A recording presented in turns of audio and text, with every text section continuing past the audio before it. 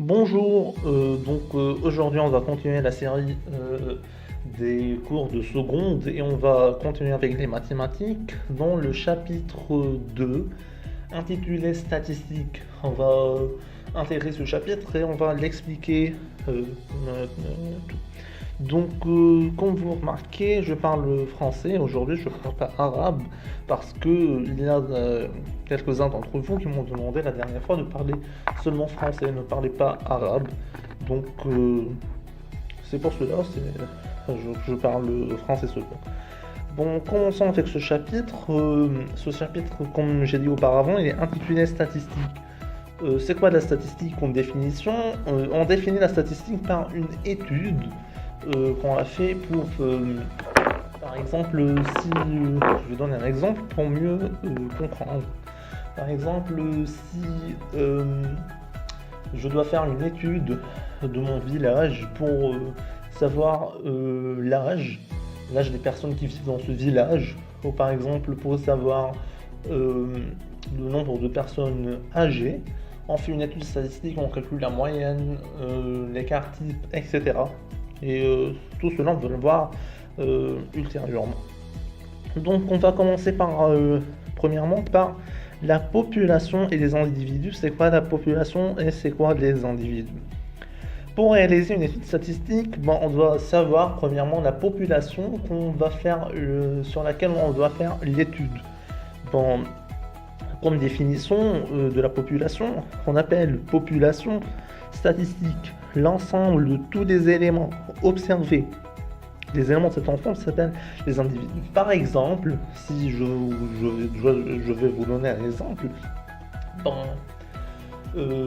comme j'ai dit auparavant, je vais faire une étude sur le nombre de personnes âgées dans mon village. Donc, la population, c'est qui? La population, ce sont les âgés du village, les personnes âgées du village. Donc, la population, c'est toujours des personnes. Donc, la population, c'est toujours des personnes. D'accord? Ce sont des personnes. L'individu, c'est quoi? L'individu, c'est une seule personne. Une seule personne de ces personnes totales. Donc, pour un peu voir, alors la population, c'est l'ensemble total des personnes qu'on fait l'étude, d'accord, sur laquelle on fait l'étude. Par exemple, le nombre d'élèves dans cette classe, on va faire une étude, par exemple, sur le nombre d'élèves de cette classe. La population ici, ce sont les élèves total, le nombre d'élèves total. Mais l'individu, c'est qui? C'est un seul élève de ces élèves. Vous avez compris?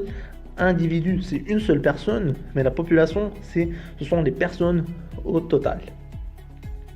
Ici, on a donné un exemple, c'est pas nécessaire de le faire, c'est concret.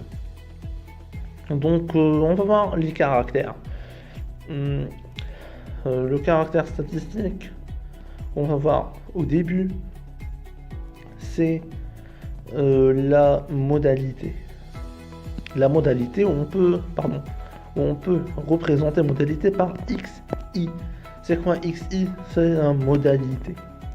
La modalité, c'est toute valeur ou caractère statistique. Par exemple, je veux faire une étude sur le nombre de matières préférées par les élèves.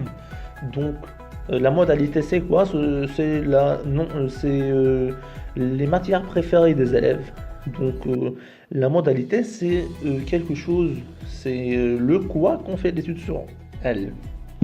Je ne sais pas si j'étais clair en expliquant cela, mais si je vous avais pas compris, si vous avez quelque chose qui n'est pas encore compris, vous pouvez m'écrire dans les commentaires pour mieux comprendre, éclaircir cette chose que vous n'avez pas comprise. On entame maintenant les caractères quantitatifs et qualitatifs. C'est très facile. Donc, les modalités peuvent être de 2 de deux caractères, peuvent appartenir à deux caractères. Ça s'appelle quantitative ou qualitative.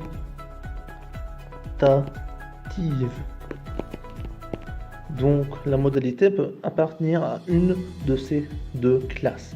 Quantitative, c'est quoi ça? Le mot quantitative vient de quanté, donc ça contient un nombre ou un chiffre. Qualitative, c'est c'est quelque chose qu'on ne peut pas lui représenter par un chiffre ou une lettre. Par exemple, je vais donner un exemple. Un livre, c'est un exemple. Par exemple, les yeux, couleur des yeux, par exemple. D'accord? Donc, qualitative, c'est quelque chose qu'on peut pas représenter, qu'on peut pas le représenter par un nombre. Mais la quantitative, la modalité quantitative ou le caractère quantitatif, c'est quelque chose qu'on peut le représenter sous forme d'un nombre. Et ce sont des exemples, on peut les regarder. Et de toute façon, moi j'ai cherché le cours du livre international du Liban. Bon, si vous voulez le voir, il est entre vos mains. Ici, distrait et continu, ça n'appartient pas au programme de seconde cette année. Donc on va entamer ici les effectifs. C'est quoi un effectif? L'effectif est le nombre d'individus qui possèdent cette modalité. Par exemple, ici, on nous a donné les mentions des élèves de l'examen final. À la fin, quand on donne les bulletins et les résultats, on peut voir les notes. Ici, ils ont mis les mentions très bien, bien, assez bien, passable et faible. Donc, ça c'est quoi? Ça c'est la modalité. Modalité. Et toujours, ici on met XI ou la modalité. Toujours dans le premier tableau ici, on met XI.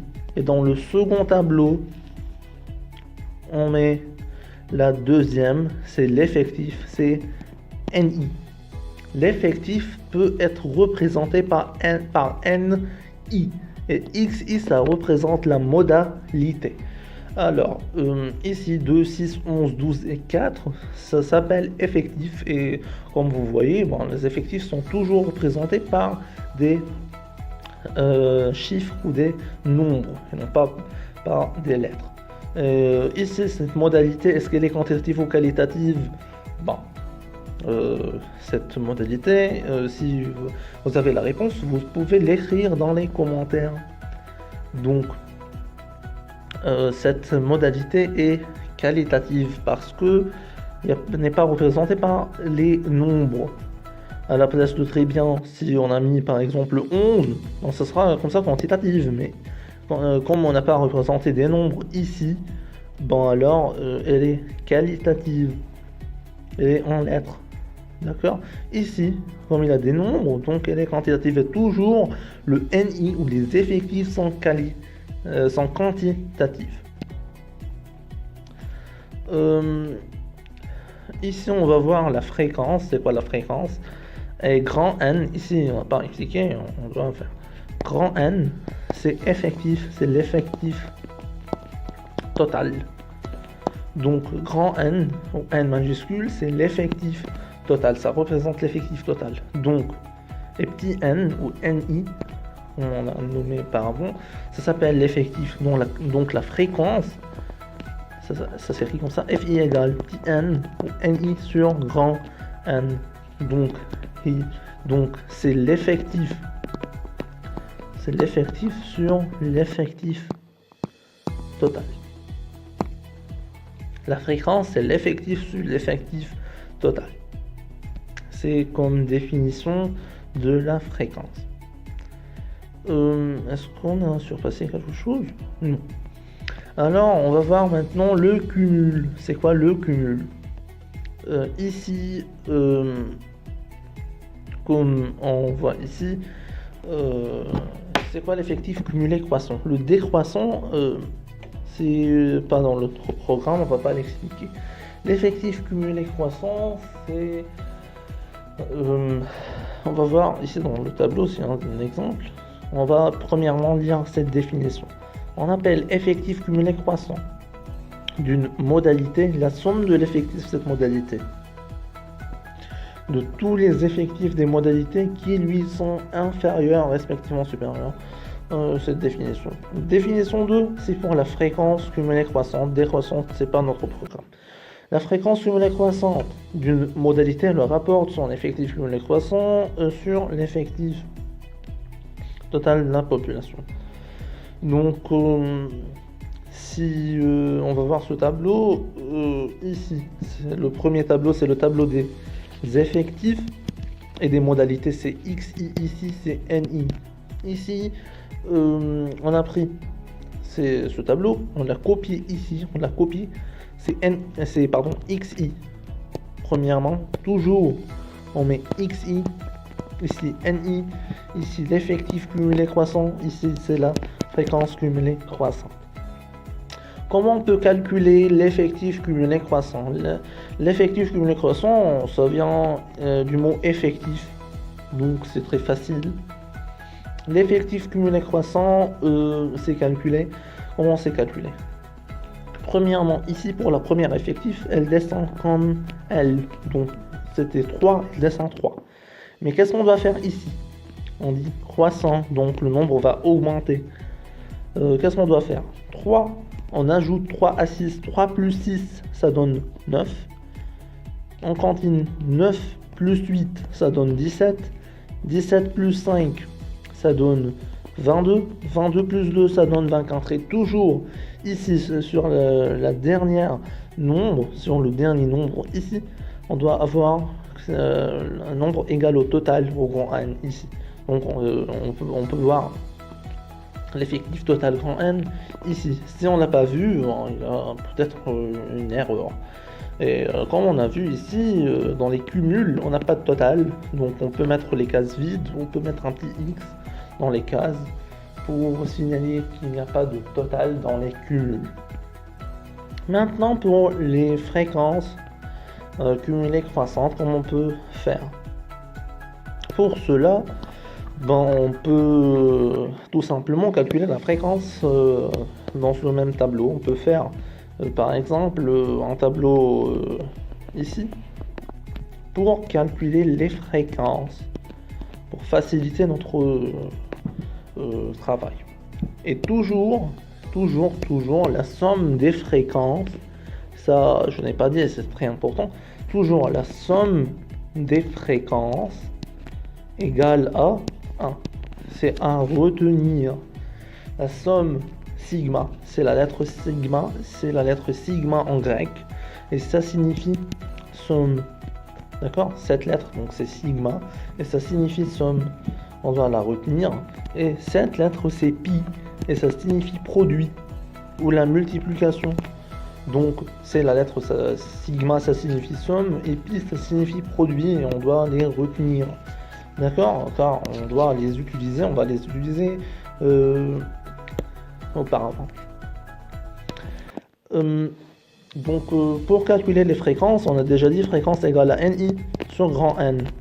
NI sur grand N, ici c'est NI, ici c'est grand N. Donc 3 sur 24, 3 sur 24, on met 3 sur 24, on continue 6 sur 24, 8 sur 24, 5 sur 24, et à la fin c'est 2 sur 24, et la somme de tous ces nombres c'est égal à 1, c'est toujours 1. Et si on n'est pas sûr, on peut les calculer, on trouvera 1. Alors, comment calculer les fréquences cumulées croissantes? Pour calculer les fréquences cumulées croissantes, je dois changer de couleur pour ne pas pour comprendre au mieux. Donc qu'est-ce qu'on fait? C'est la même chose comme on a fait avec les effectifs. On a fait descendu la première effectif et on a continué pour arriver à 50. Et ici, à la fin, on voit 1. D'accord? Ici, c'est le total, c'est 1. Et ici, on voit 1. Donc, c'est la même chose. Il n'y a pas de total. Ici, il n'y a pas de total. On continue. Qu'est-ce qu'on fait? 3 sur 24, ça descend 3 sur 24. Qu'est-ce qu'on fait? 3 sur 24 plus 6 sur 24, ça donne 9 sur 24. 6 plus 3, ça donne 9. 9 sur 24. C'est facile. 9 sur 24 descend ici. 9 sur 24 plus 8 sur 24, ça donne 17 sur 24. 17 sur 24 plus 5 sur 24, ça donne 22 sur 24. Et 22 sur 24 sur 2 sur 24, ça donne 24 sur 24 ici. Et c'est égal à 1. Donc, c'est correct. On fait dans les cumuls croissants, on fait seulement des sommes, des additions. D'accord? Dans les décroissants, c'est pas notre sujet, on va pas en parler. D'accord? C'est pas notre sujet, les décroissants, on va pas en parler. Poursuivons notre étude, on va arriver aux représentations des variables statistiques. On va étudier les diagrammes en bâton. C'est quoi les diagrammes en bâton? Les diagrammes en bâton peuvent être soit pour représenter les effectifs, soit pour représenter les fréquences. Donc ici, comme on voit ici, c'est un diagramme en bâton qui représente les effectifs. D'accord? Ici, ça représente les effectifs. Alors, si j'agrandis la photo, ici, ce sont les bâtons. On doit les dessiner. Ce sont les bâtons. Et ici, on doit écrire un petit titre. On ne doit pas l'oublier. Comme on fait à la biologie, on écrit un titre sur notre diagramme. Qu'est-ce qu'on doit écrire ici? Diagramme en bâton des effectifs. Et on ne doit pas oublier le titre, car à l'examen, le titre est noté. La plupart des professeurs en maths notent le titre. On ne va pas oublier le titre sous les diagrammes. Non pas seulement le diagramme en bâton, mais tous les autres diagrammes qu'on va aller voir donc, ici, c'est le diagramme. Qu'est-ce qui s'est passé? Donc, ici, c'est le diagramme en bâton des effectifs. Comment on le dessine? On le dessine comme on dessine en biologie, c'est la même chose. Par exemple, on met toujours. Ici, c'est XI en bas et en haut, c'est NI. Et XI, NI. Ici, XI ne change pas. Ici, sur cet axe, XI ne change pas, mais ici, on peut changer. À la place de NI, on peut mettre par exemple les fréquences.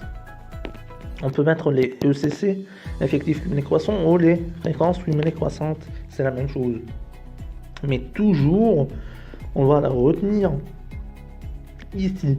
Cette ligne ici, ça change pas. Ça reste XI et ça change pas. Elle est inchangeable, celle-là, mais celle-là, on peut la changer. On peut mettre à la place ECC ou FCC. C'est la même chose.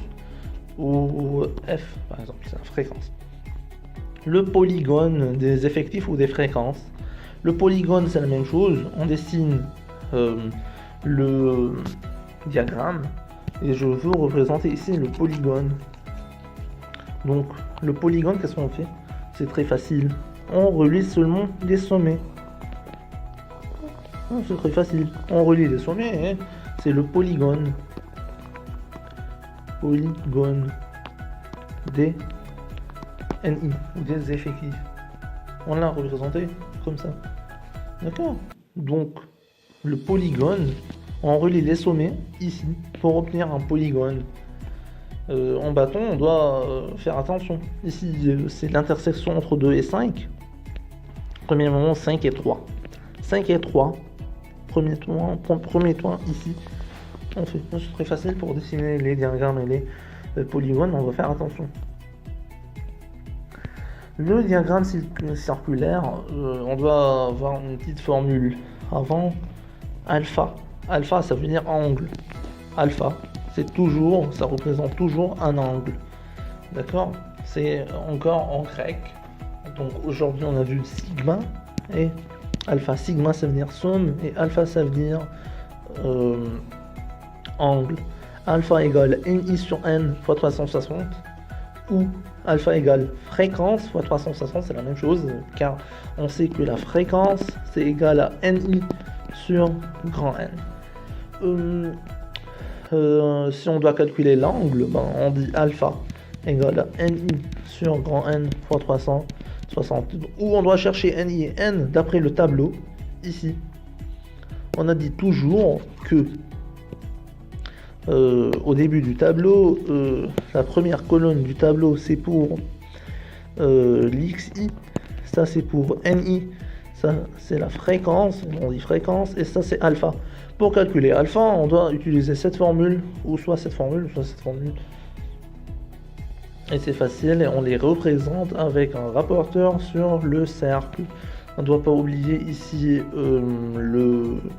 le titre, c'est le diagramme circulaire des, je sais pas, des fréquences, peut-être, oui, des fréquences.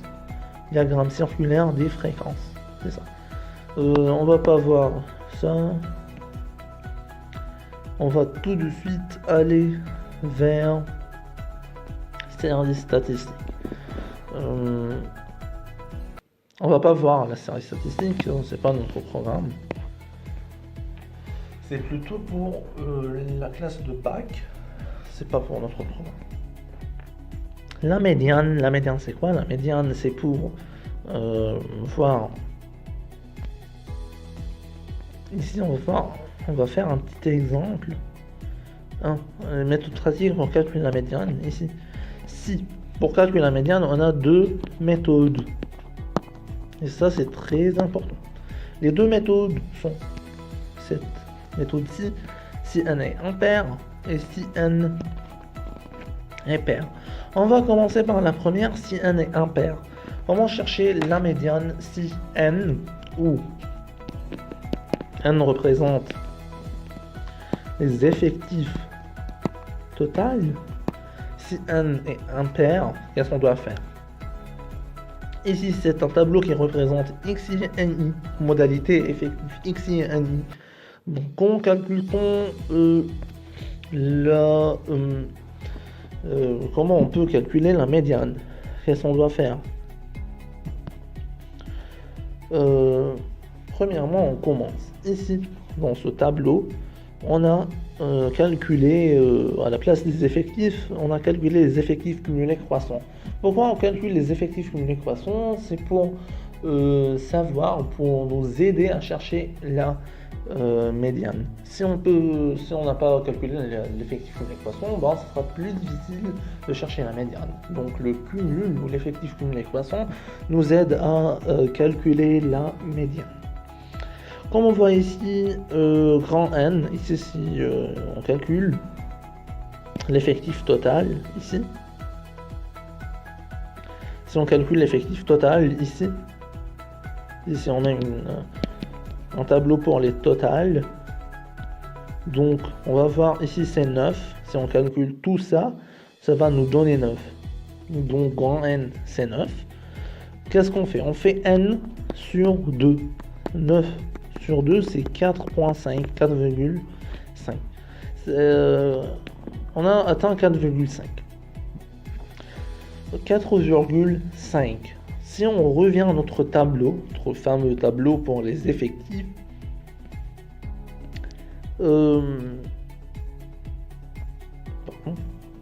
donc on a atteint 4,5. Si on revient un peu à notre tableau, là-bas, je dois agrandir un peu pour voir 4,5. Ici 5.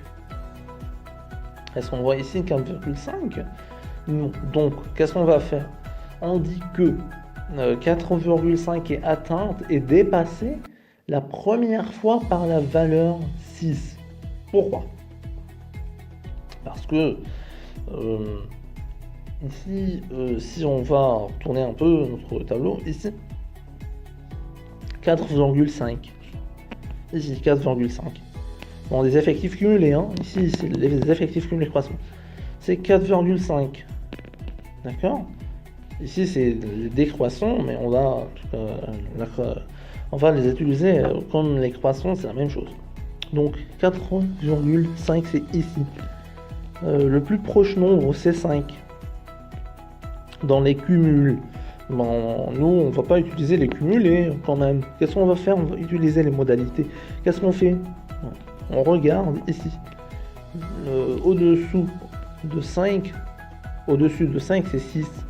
Donc 6, c'est la médiane. Je sais pas si c'est compris, mais je dois la répéter pour m'assurer.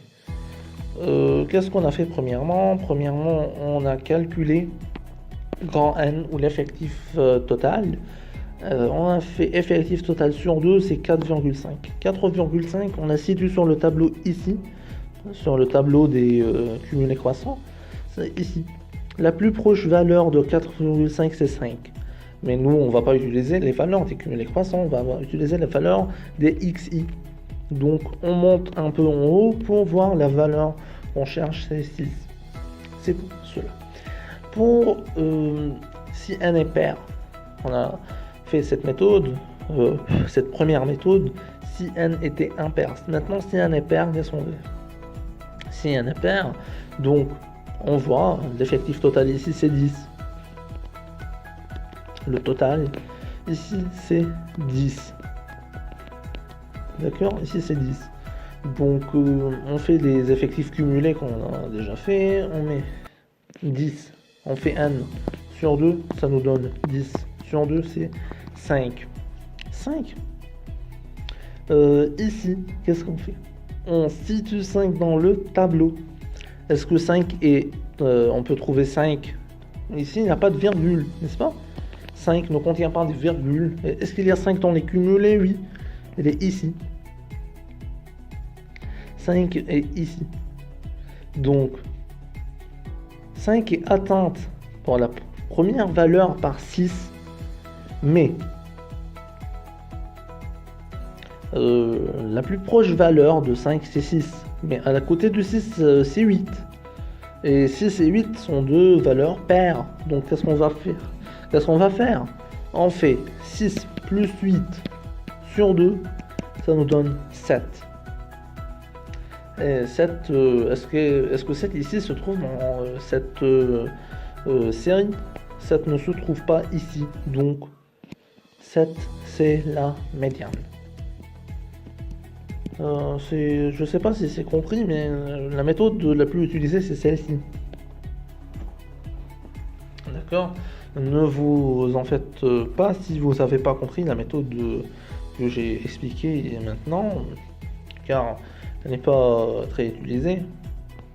D'accord? Et vous verrez plutôt les impairs plus que les pairs. Maintenant, on va voir le mode, et ce sera peut-être la dernière chose qu'on va voir avant les moyennes. Le mode, c'est très banal. Ici, le mode, c'est le caractère qui a le plus grand effectif. Par exemple, ici, on compte. Ici, combien de 3 on a? On a 2 fois 3. 4 fois, une seule fois 4, 6 une seule fois, 8, on a 3 fois 8, 11 deux fois et 17 une seule fois. Qui est le nombre le plus répété dans cette série? C'est 8, donc le mode est 8. Est-ce que ici il y a un mode? Non, il n'y a pas de mode parce que ici 2 est répété une seule fois, 4 une seule, 6 1, donc... Et dans la dernière série, ici on a 2 est répété 2 fois, 3 fois, 4 une seule, 5 une seule fois, 7 3 fois et 10 une seule fois. Donc on remarque que 3 et 7 sont répétés 3 fois. Donc on a deux modes 3 et 7. Le mode c'est très facile. On compte les nombres de fois répétés, un nombre d'épisodes de la série, on trouve. La moyenne, donc la formule de la moyenne c'est x bar égale sigma ni xi sur n. Ici, c'est la formule de la moyenne. et elle doit être retenue car elle est très importante. Sigma x bar égale sigma nixi sur n. Ni c'est les effectifs, xi c'est les modalités et grand N c'est l'effectif total. Qu'est-ce qu'on fait ici pour calculer x bar? On écrit x bar égale sigma ni xi sur n égale sigma, c'est, on a dit que sigma ça signifie somme. Donc qu'est-ce qu'on fait?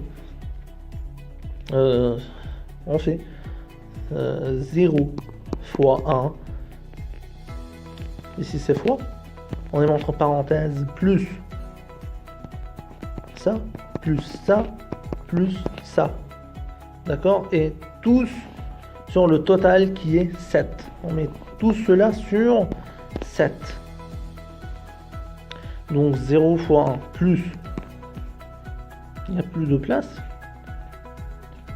6 fois 2 plus 7, etc. sur 7.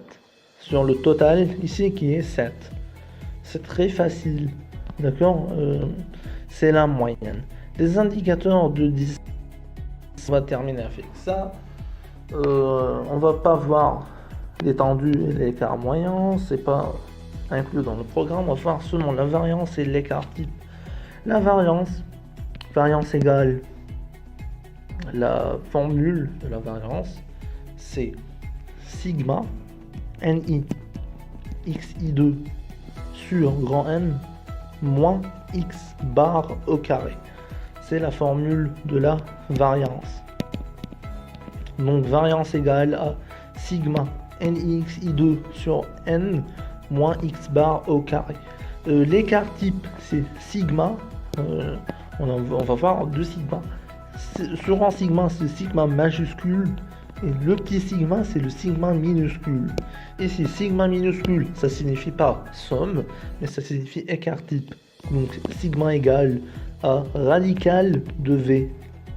C'est la radicale de la variance. Donc l'écart type, c'est la radicale de la variance. Et c'est tout ce qu'on doit voir dans ce cours. Donc ce cours est achevé. Merci pour votre écoute. Si vous avez des questions, et si vous avez